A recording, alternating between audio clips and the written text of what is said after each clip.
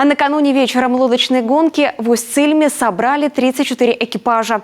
Это рекордное число. Мало того, впервые в истории в состязании приняли участие женщины. После там же на берегу Печоры разожгли костры, чтобы отметить Петровщину. Обрядовый праздник отмечается в Усть-Цильмском районе в канун Дня первоверховных апостолов Петра и Павла, который является отголоском ритуально-поминального обряда. Елена Кононова о том, как завершился первый день празднования. Рев моторов и брызги во все стороны. Лодки на всей скорости буквально разрезают волны Печоры. Это одно из самых любимых и зрелищных состязаний Усть-Цилем во время горочных гуляний. Первыми в гонку бросились отечественные моторы до 30 лошадиных сил. По условиям соревнований участникам надо преодолеть дистанцию 3,5 километра восьмеркой.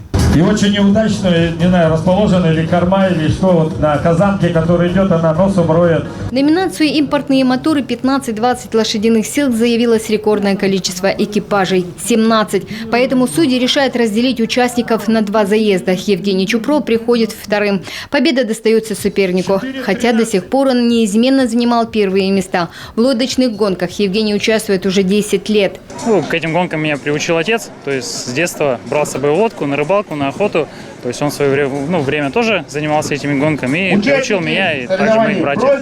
Вячеслав Дуркин держит планку чемпиона. На отечественном вихре опять, как и в прошлом году, пришел первым. Здесь нет ничего удивительного. С детства с лодкой на «ты». Сперва отец учил, потом уже сам, что называется, методом проб и ошибок.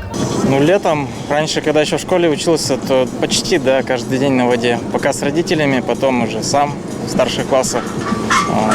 Потом реже, когда уже учился. Ну, а сейчас по мере возможности стараюсь каждые выходные, когда погода хорошая. Тут лодка, мотор, опыт какой-то, знаешь какие-то нюансы, тонкости, как подобрать какой винт. Всего 34 экипажа. Это самое большое количество участников за 15 лет. Один из экипажей чисто женский, что тоже в истории лодочных гонок впервые. Но пока только, чтобы попробовать свои силы. Впрочем, девушки в соревнованиях все же из года в год участвуют, но только в паре с супругом или братом. Сами спортсмены сознаются, это выгодно, ведь женщина-напарница мало весит, а значит и скорость можно развивать большую. Впрочем, проигравших здесь нет. Награды и призы достаются всем. За первое место приз вручает глава Республики Коми Владимир Викторович Буйба.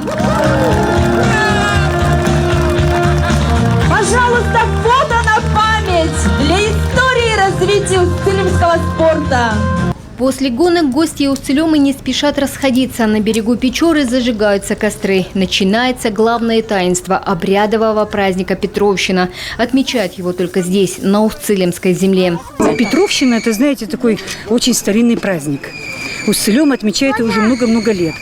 Ассоциация такая, значит, это День святых Петра и Павла. Люди, отпраздновав Петровщину, отгуляв последний раз, едут на сенокосы заготавливать сено для коров, для всех для крупного рогатого скота.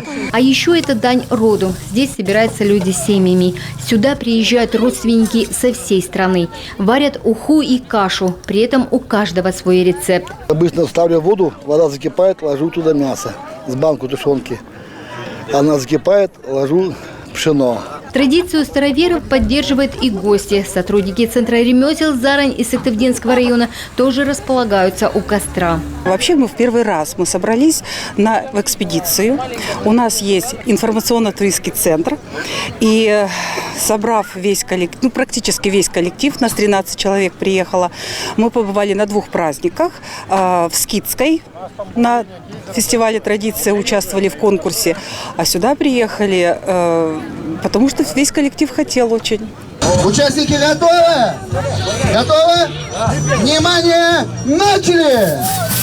Подкрепились кашей, а после мужчины и женщины принимаются на скорость пилить бревна и колоть колуном на 4 части чурки. Представительницы слабого пола справляются на 7-8 ударов.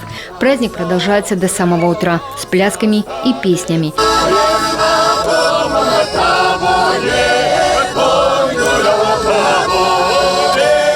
Елена Кононова, Елена Красильникова, Олег Юшков, телеканал Юрган.